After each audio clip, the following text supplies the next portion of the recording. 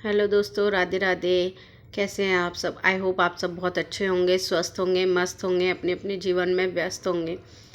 आज का ब्लॉग है। आज मैं बनाने वाली हूँ बेसन की भरमा मिर्ची। मेरे बेटे को बहुत पसंद है, तो मैंने सोचा चलो बेसन की भरमा मिर्ची बनाते हैं, आप लोगों के साथ शेयर करते हैं कि कैसे मैं बेसन की भरमा मिर्ची बनाती हूँ।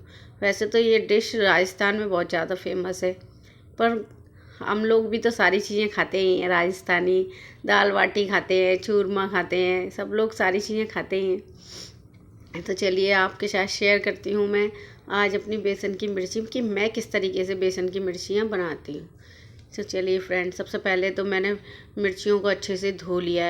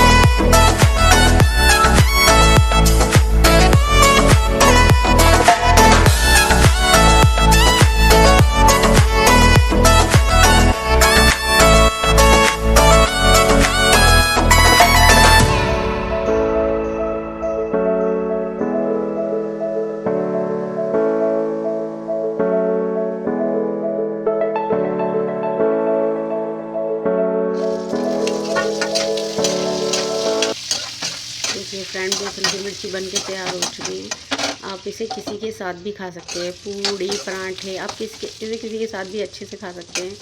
और अगर आप मेरे चैनल पर नए हैं तो प्लीज़ मेरे चैनल को सब्सक्राइब करें, लाइक करें, कमेंट करें, शेयर करें। Bye friends.